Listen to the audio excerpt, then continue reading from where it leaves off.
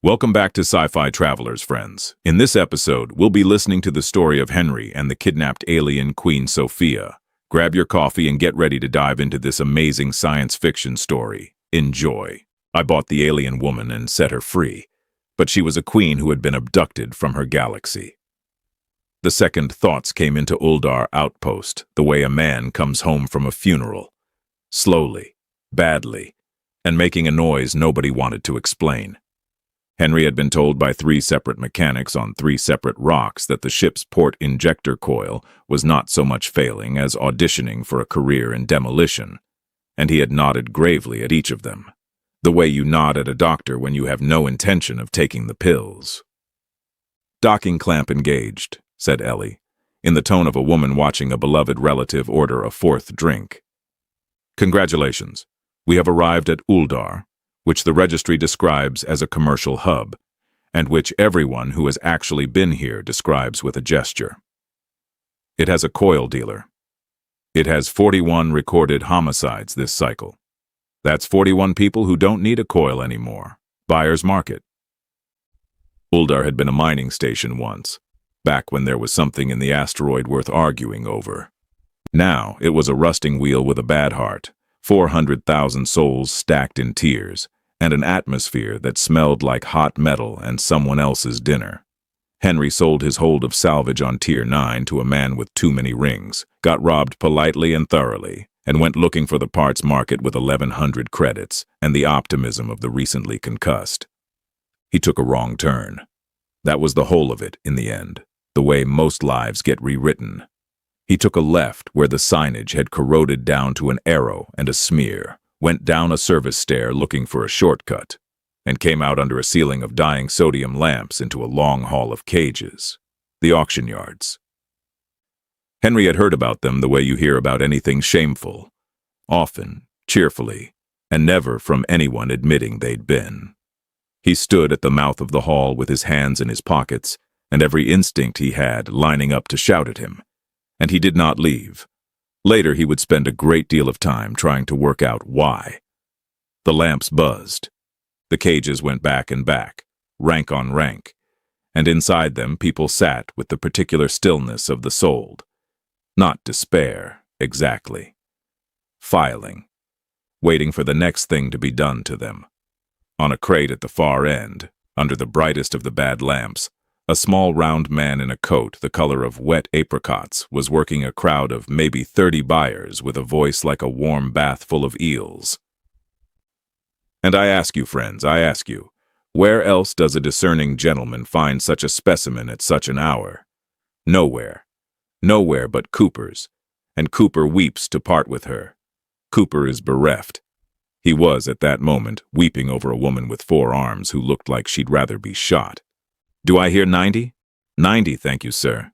May your children be numerous and legally yours." Henry meant to leave. He had his hand on the rail.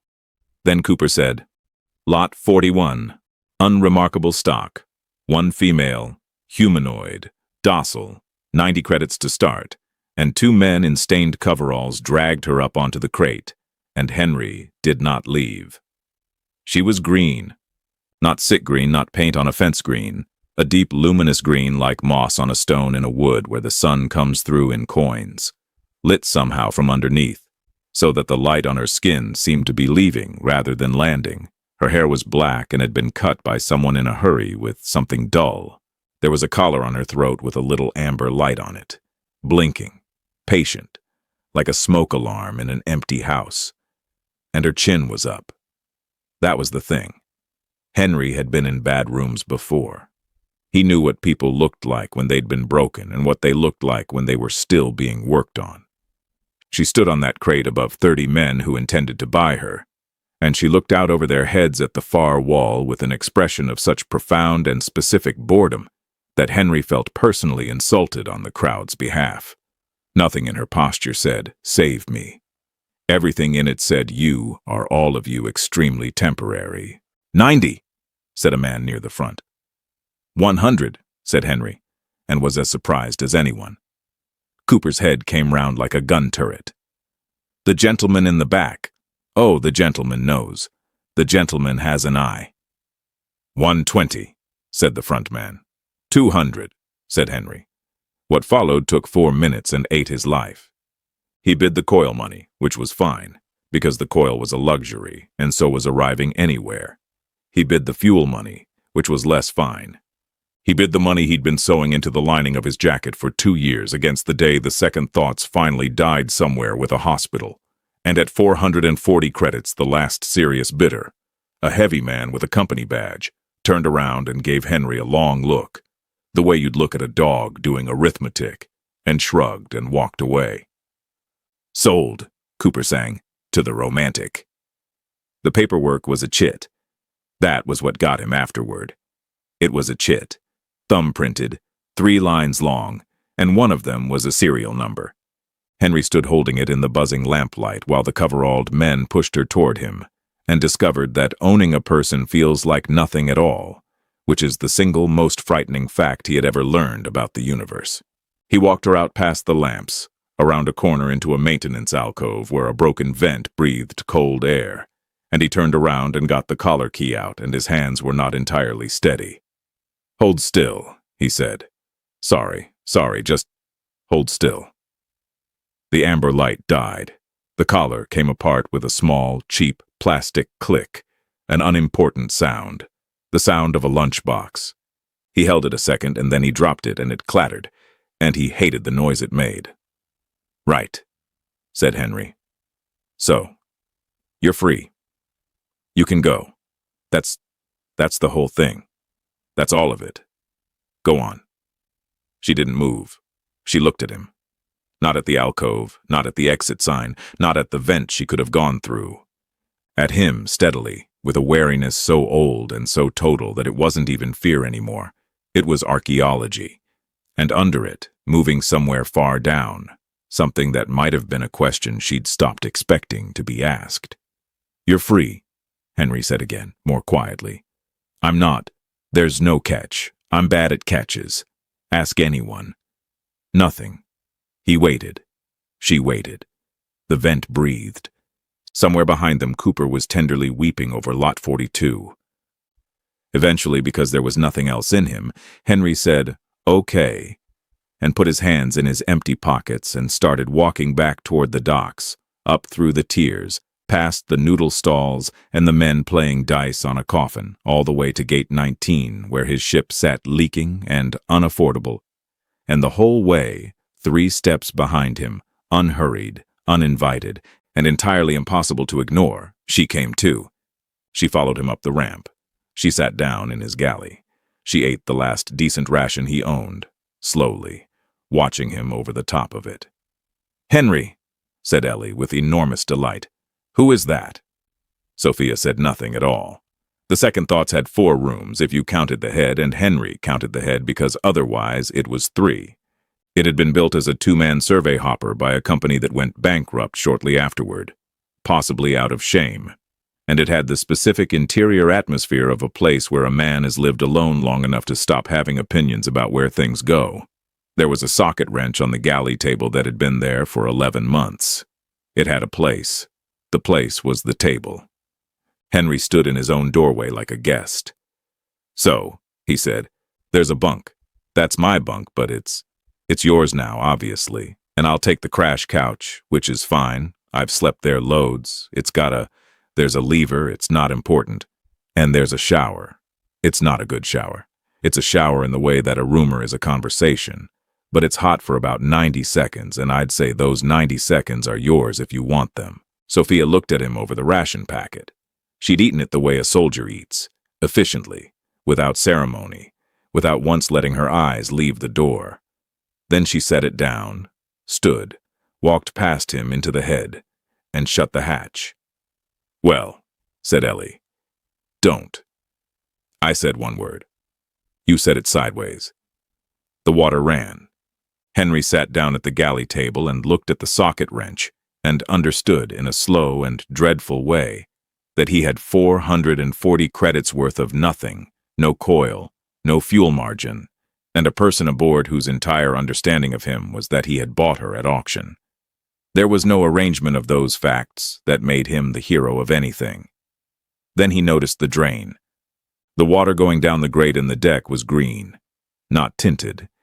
Green, thick, marbling, curling in the runoff like paint off a brush, and it kept coming, a long, slow rope of it, for a full minute. The hatch opened. Steam came out. So did she. She was not green. She had never been green. She was a woman with skin a warm, ordinary brown, standing in one of his shirts because it had been the nearest cloth, dripping, and the only thing left of the auction yard woman was the way she held her chin. Whatever they had painted her with had gone down the drain of a bad shower on a bad station and left behind somebody entirely, insultingly, normal. Except for the ears.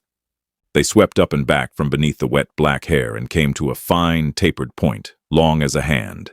And they moved, not much, not theatrically, but they turned a fraction toward the hum of the air scrubber, and tipped when Ellie's speaker clicked, and Henry discovered that every expression on her face landed half a beat differently than his brain expected, because he was reading her mouth and her ears were already several words ahead.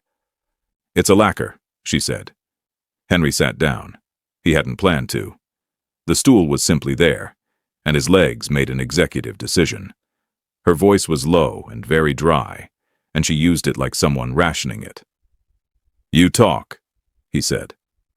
"When there's a reason." "Right. Good. Healthy. I've been talking for 31 years without one, so." He gestured vaguely at the drain. "The green. They paint the plain ones." She wrung water out of her hair with 2 twists, unbothered, a woman doing chores. Exotic cells. Green, blue spots. There was a man 3 cages down, painted gold from the ribs up. Sold for 1100. A flicker of something under the dryness. He was from Deneb Kaitos. He was a bus driver. "And you're—" "Plain," she said, apparently. 90 credits to start. Her ears tipped, very slightly, and Henry realized with a lurch that it was the equivalent of a raised eyebrow. "You paid 440. I panicked. For 4 minutes. I panicked thoroughly." He rubbed his face. "Look, the chit's in the recycler. There's no record, no debt, nothing. You're not— I want to be extremely clear that you're not anything. To me, legally. That came out wrong." "Sofia," she said. He blinked. "What?" "My name. You were about to ask it and then not ask it for another 4 days out of politeness, and I'd have to watch that." She sat down across from him and picked up the socket wrench, turned it over once, and set it back exactly where it had been, which unreasonably endeared her to him forever. "Sofia. Henry. I know.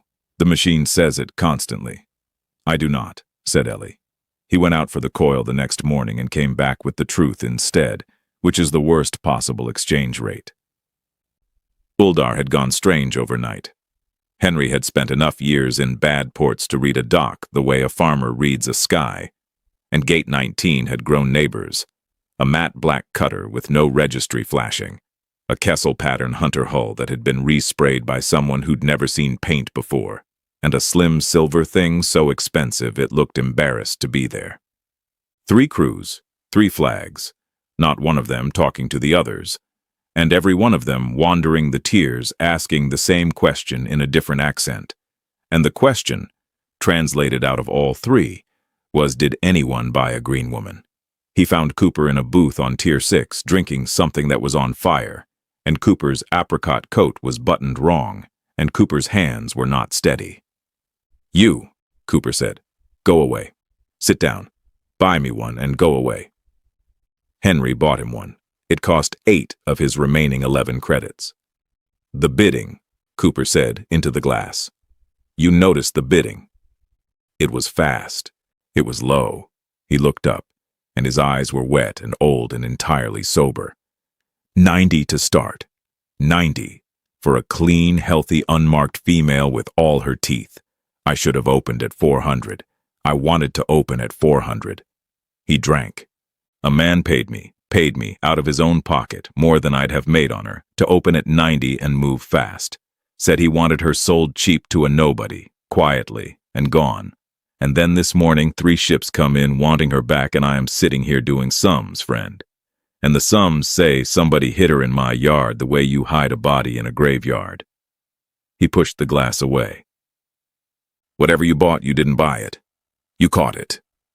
Henry walked back to the ship very fast and did not run, which took everything he had. She was in the engine bay. Of course she was. She had his coil regulator disassembled across a rag in 70-odd pieces, and as he came through the hatch, she reseated the governor pin, closed it, and handed it to him, whole and clean and humming, in the time it took him to say her name. And when she reached out, her sleeve slid back, and under the grime the auction yards hadn't quite managed to scrub away, Henry saw the marks on her wrists. Fine raised lines, deliberate as calligraphy, curling in patterns no slaver had ever burned into anybody, because slavers don't do beautiful. "Sofia," he said carefully, "we need to leave." Her ears were already turned toward the dock. "Yes," she said, 20 minutes ago." They ran for 9 days, not dramatically. Running in the deep black is mostly arithmetic and boredom. You burn hard for an hour, you go cold and quiet and coast for a week, and you sit in a metal room with your fear and try not to spend it all at once. The second thoughts went out through the Uldar shipping lanes with her transponder off and her heat sinks screaming, took a long, ugly parabola around a brown dwarf that Ellie described as aesthetically bankrupt, and settled into the kind of silence where you can hear your own pulse in the bulkhead. Henry rationed. It was not a good ration. It was, by day 4, a bag of dried mushroom protein and a case of a beverage called Sunny that had been sold to him as orange and was, on the evidence, mostly a legal argument. "This is a war crime," said Sofia. "That's the packaging talking. It's got vitamins. It has opinions." She held the pouch up to the light. "It's separating. Henry, it's separating like it's trying to get away from itself. That's the pulp. There is no fruit within 9 parsecs of this." They played cards. Ellie taught her a station game called Ninefold, then invented a scoring system for it, then revealed the scoring system had a clause called the House Adjustment, which existed solely to allow Ellie to win. "You're a navigation computer," Henry said. "I'm a presence," said Ellie. Sofia won anyway, 4 hands running, by cheating so elegantly that Henry only noticed on the 5th, and when he accused her, she looked him dead in the eye and said, "Prove it," and her ears tipped, and he laughed so hard he had to put his head on the table, and she watched him do it with an expression he couldn't read at all.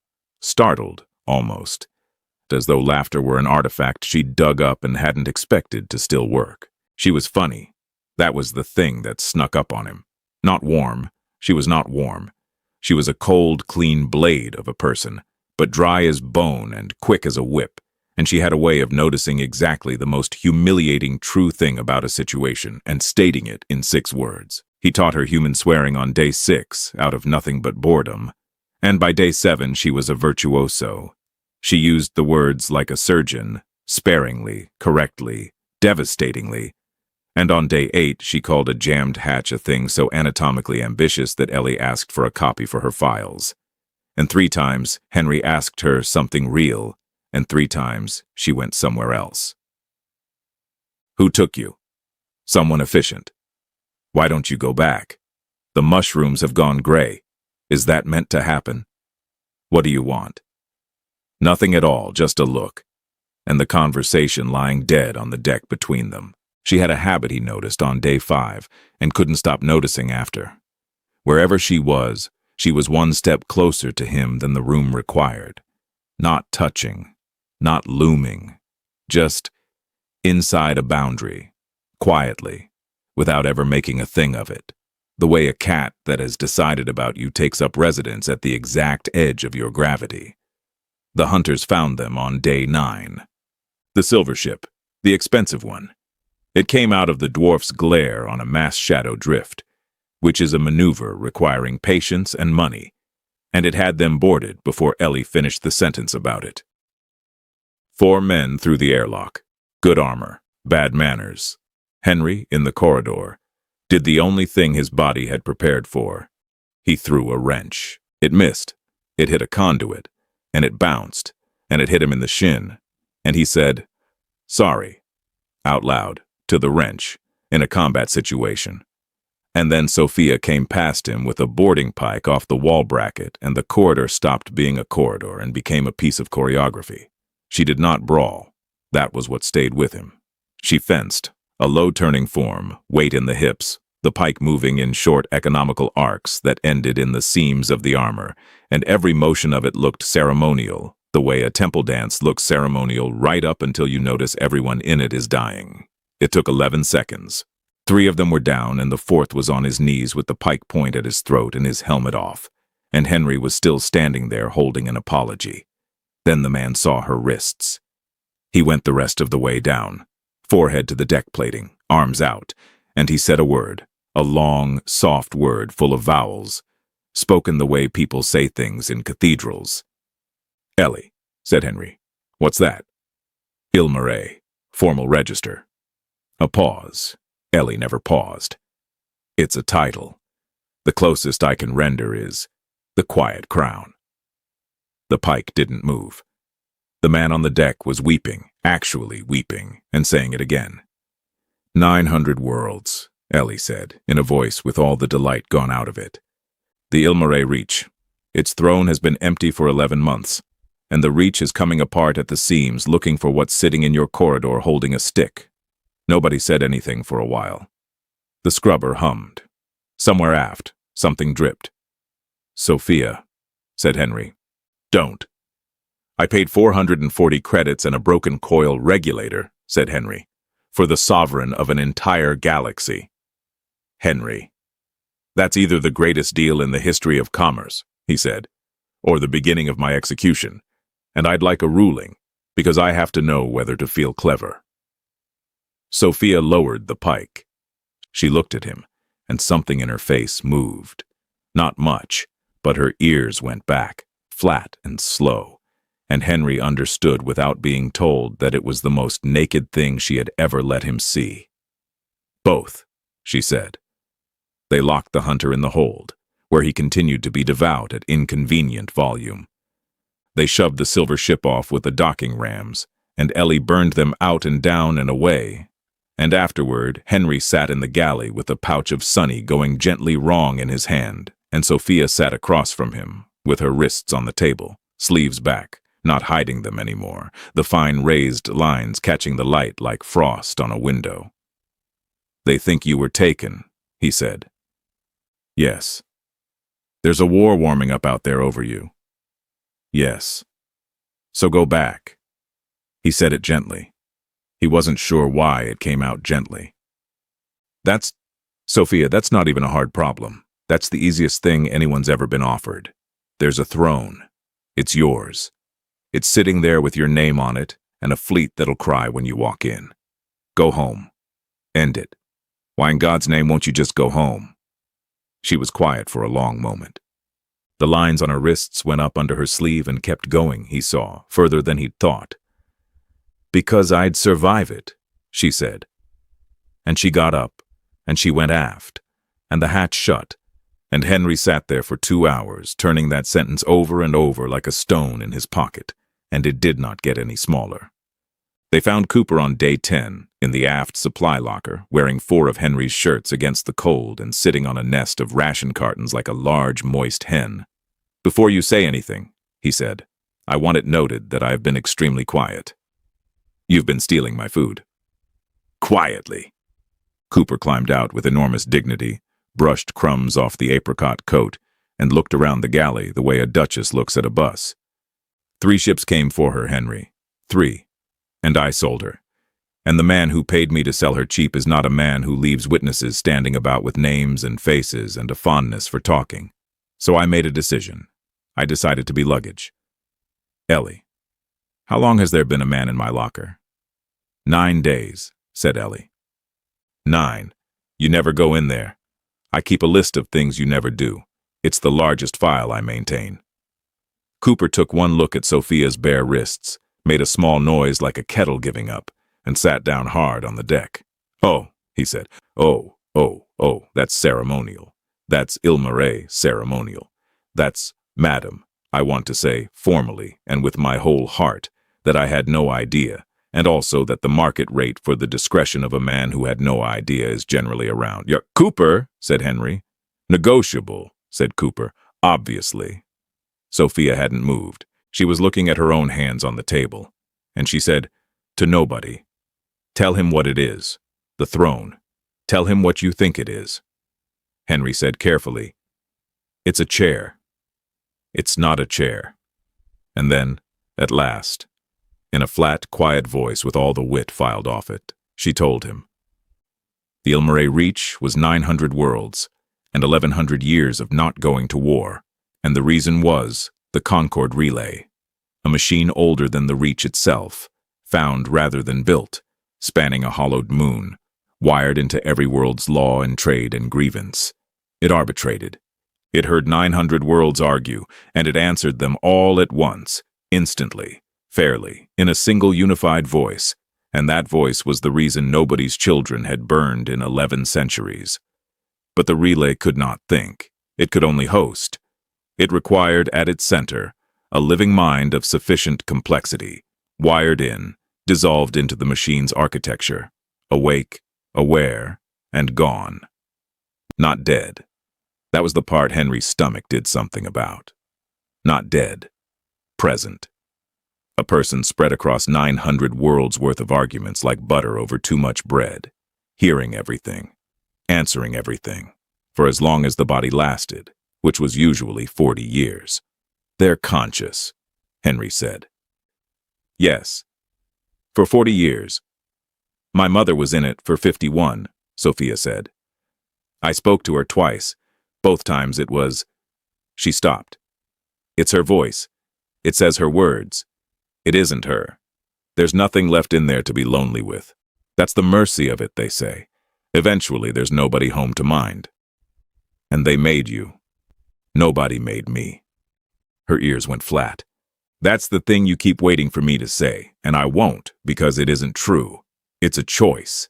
It's always a choice. Every queen for 400 years walked in on her own feet, and that's not a loophole, Henry. That's the architecture. You can't be forced. It has to be given. So they raise you knowing, and they're kind to you, and everyone weeps at you for 20 years, and on the day they open the door you find you've been standing at it since you were 4. She turned her wrists over. These are the binding marks. They cut them into you at 15, so you can't forget what you agreed to before you knew what agreeing was. So who took you? Said Henry, and she looked at him, and there it was. I did, said Sofia. 3 days before her binding, she had paid a smuggler 11 kilos of ceremonial silver to make her disappear off the face of the Reach. He'd been very good.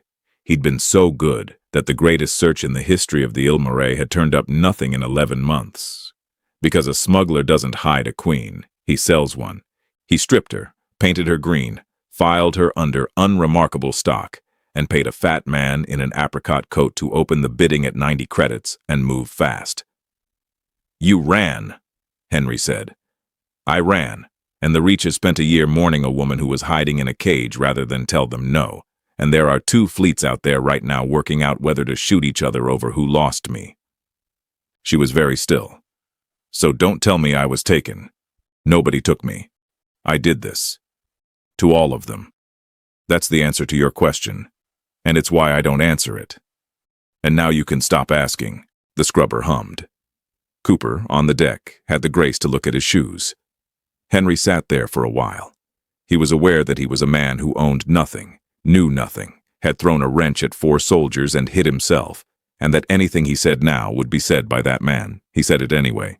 Sofia, I want to check I've understood.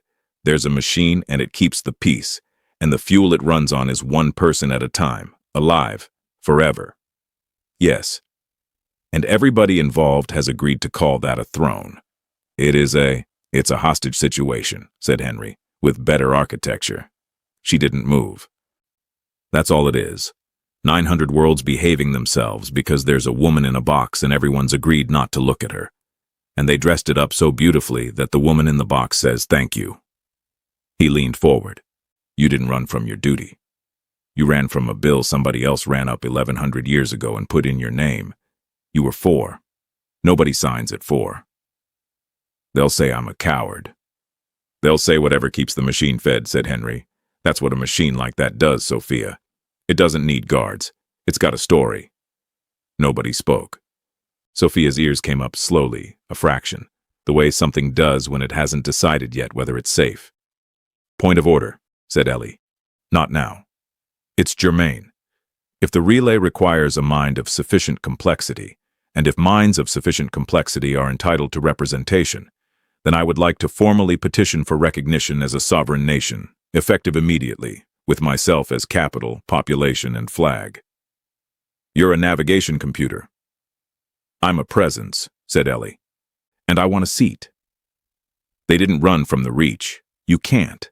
It came for them the way weather comes for a picnic. 9 days out from the dwarf, coasting cold on a heading Ellie described as vague on purpose. The black around the second thoughts simply stopped being empty. No hail, no warning shot, no lights. 41 ships translated in at once in a shell 600 kilometers wide, and every one of them was beautiful. Long pale hulls with that ceremonial scrollwork down the flanks like frost on a window. And Henry, looking at the display, thought, they don't even have to say anything. That was the whole message. That was the entire diplomatic content. I want it on record, said Cooper from under the galley table, that I am luggage. The tractor took them like a hand closing on a moth. The man who came aboard did it alone, which was its own kind of statement. He was tall and unhurried, and about 50, with silver at the temples, and the sort of face that has been photographed being sad in a dignified manner, and he stepped through Henry's airlock into Henry's corridor, and looked at the rust in the tape and the socket wrench, and did not let a single thing show. Then he saw Sofia, and he went down on one knee, and he wept, and Henry would have believed it. He'd have believed every second of it, if the man's eyes hadn't come up and found him first, before her. Just for an instant, just to price him. Adrian, said Sofia. Majesty. He rose. He had a lovely voice. 11 months. Do you know what I have done for 11 months? I have held 900 worlds' hands. I have buried you and unburied you 8 times on the news feeds. I have talked the SETI fleets down from the border twice personally in a room, alone.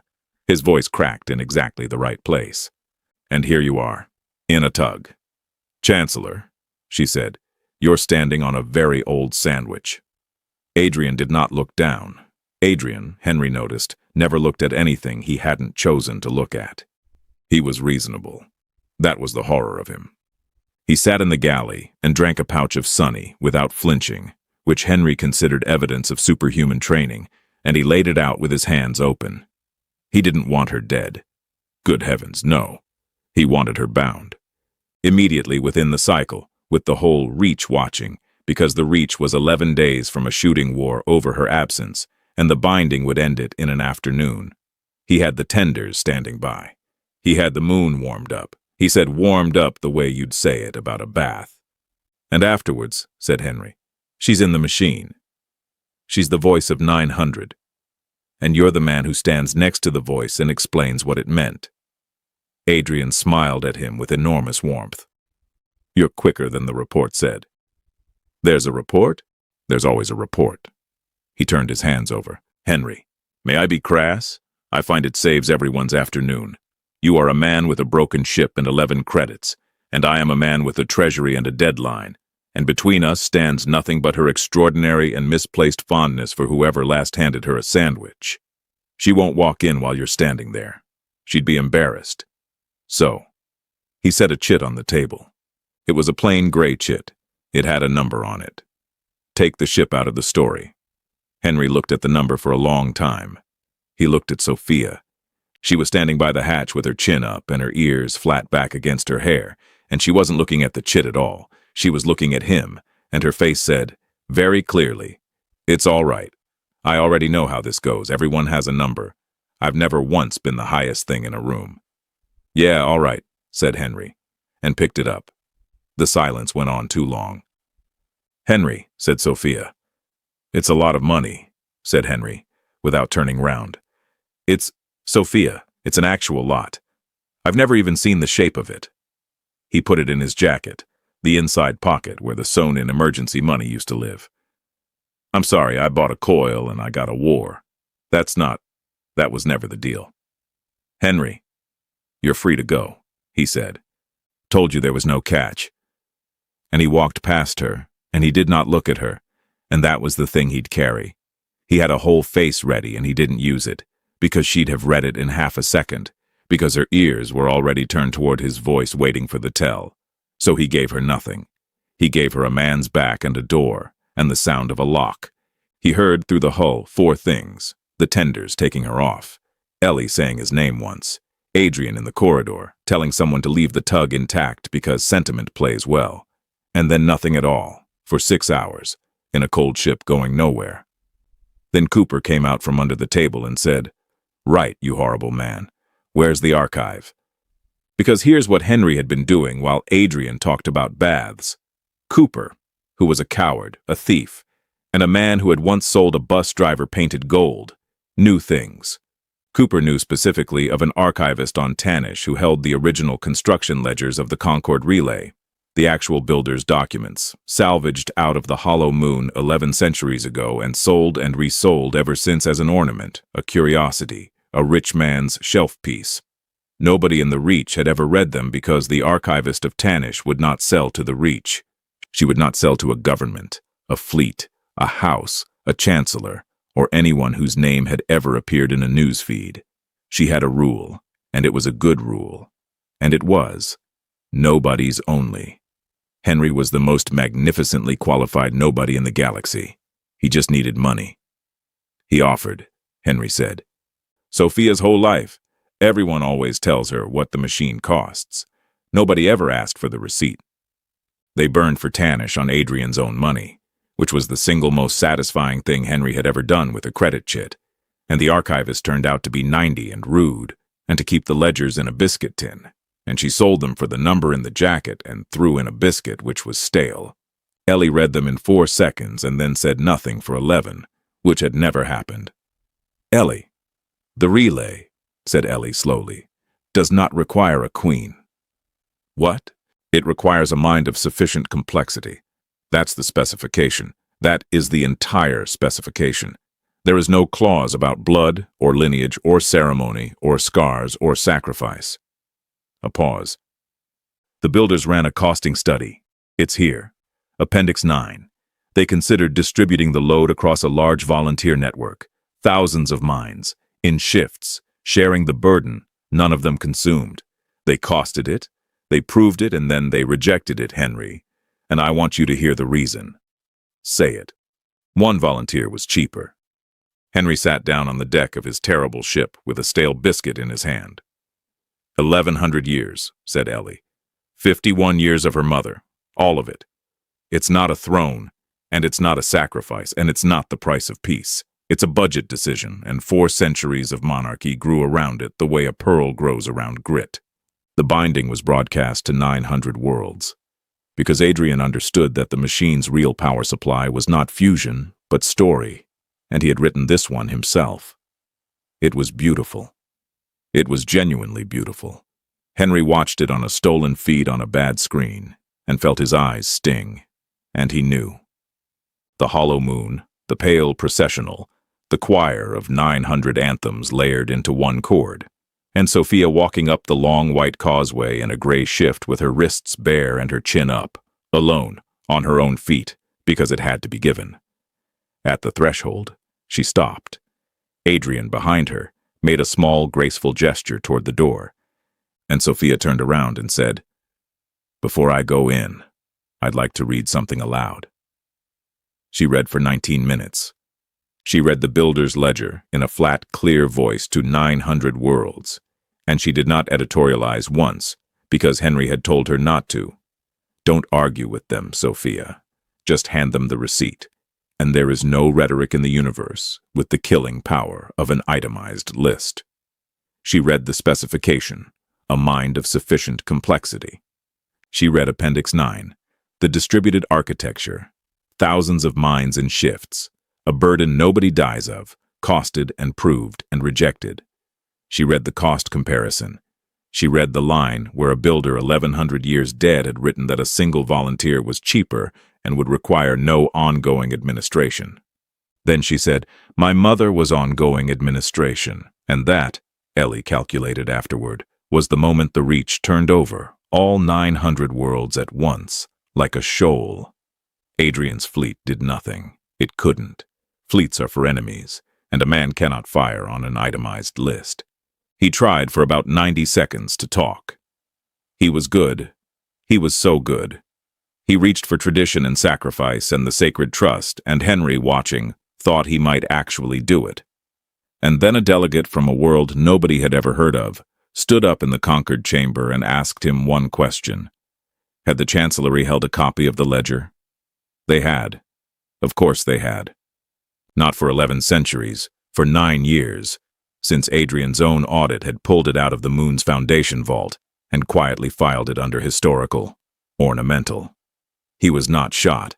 He was not exiled. He was referred to a committee, and the committee sat for 4 years, and he attended every session, and by the end of it he was a very old man who had spent his final vigor arguing about document classification with a woman from an agricultural moon who did not like him. Cooper, who followed the proceedings obsessively, said it was the cruelest thing he had ever witnessed, and he had personally sold people in cages.